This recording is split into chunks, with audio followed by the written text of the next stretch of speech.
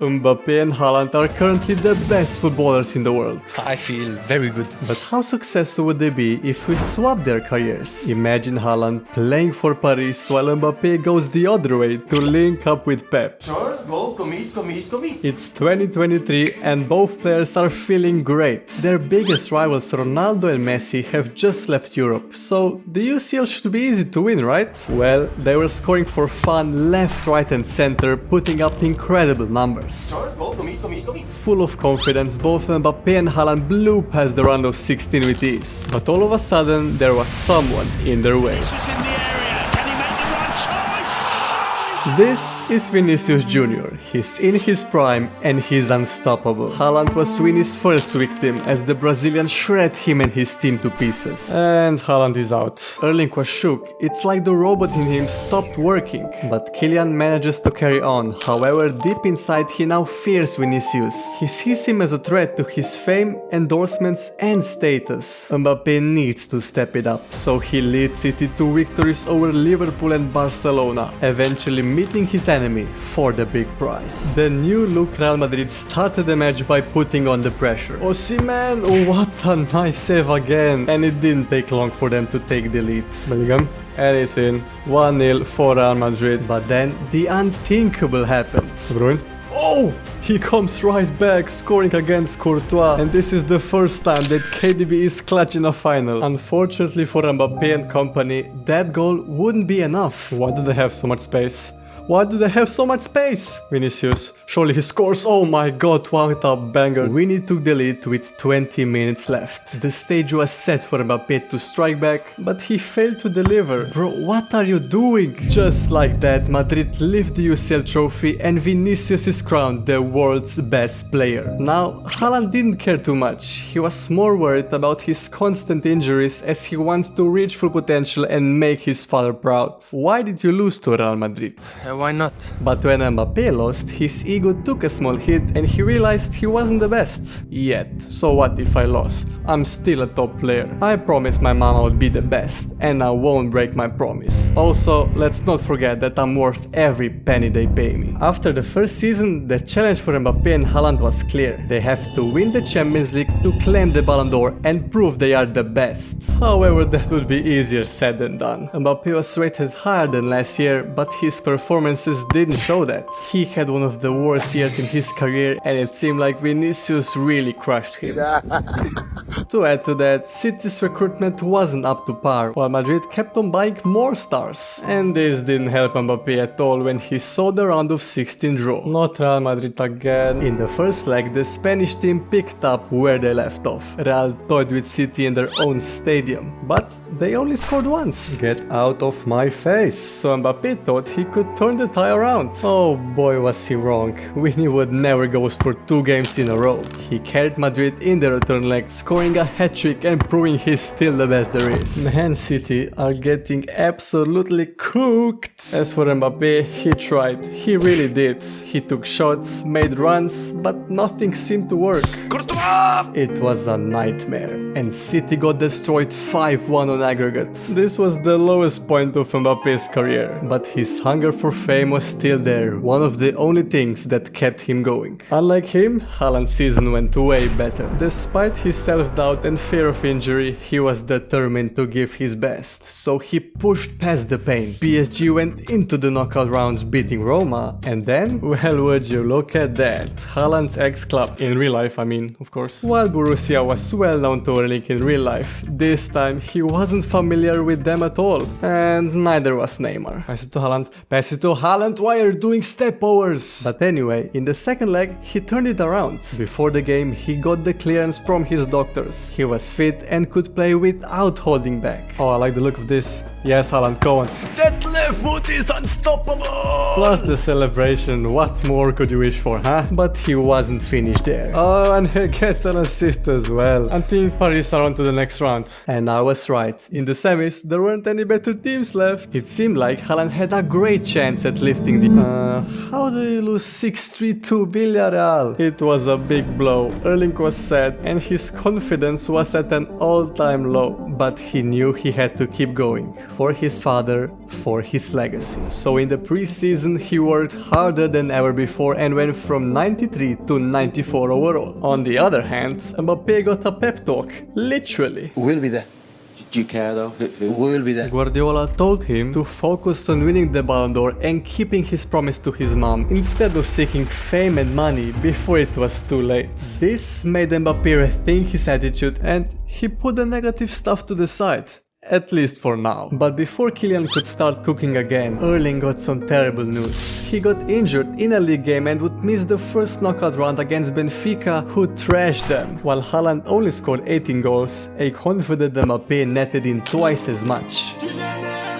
He also asked Guardiola for some upgrades. Pep took action, securing Mbappé and Musiala just in time for the last 16 match versus Bayern, who also bought some players. Bayern, they have Bruno Fernandes, what? But it was Mbappé who stole the show. Come on, shoot.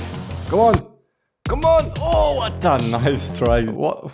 I'm not crying, nobody's crying. City went on to win the tie 2-0 before smashing Ajax in the quarters by the same margin. By then, Kylian's ego started to creep back in. He again started to believe that he was the best and that nobody could chat to him. That's when they came up against Leipzig in the semis. 1-1, say less. See you in the second leg. Mbappé was confident going into the return leg, but he had no idea what was about to happen. Leipzig completely outplayed them. It looked like they were scoring on autopilot. Okay, this is really embarrassing. Mbappé tried his hardest this year, but City are still eliminated. Kylian stormed off the pitch, tired of losing and feeling like he should be getting paid more. I deserve a bigger paycheck. I'm the best in the world. Why haven't I won the UCL then? That's on City, not me. I always do my part. Unlike some others, his relationship with Pep broke down because of his greed, leading to him being benched for the entire 2026-2027 season. In that same year, it seemed like things might go Haaland's way.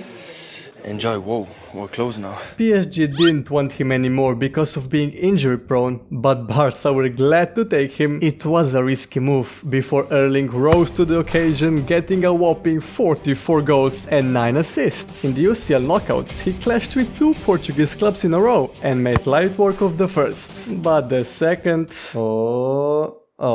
only a 1-goal difference. Second leg, let's go. Nice! Barcelona, powered by Haaland's relentless scoring, stood victorious once again. Not for long though. Vinicius, leave me alone! Erling struggled against Madrid's tight defense in both legs, whereas the Brazilian superstar was levels above the rest. The elimination was a wake-up call for Haaland. He will have to work harder, or get some help. Well, that's exactly what happened. Mbappé's contract at City ran out and he had 2 options. Either join Real Madrid, where you're almost guaranteed to win the UCL, or share the spotlight with Haaland at Barca. Surprisingly, Kylian chose the second. Mbappé coming here is a great boost. We both want to win the Champions League, but only one of us can win the Ballon d'Or. Let's see what happens. The duo was like a wrecking ball, demolishing everyone in their path. They beat Inter 4-0 in the round of 16 and continued their great form in the first leg of the quarters. I mean, it was kind of obvious why. How is this team legal? 94 Haaland, 94 Mbappé, Vlahovic, Dembélé, Gavi, Barella,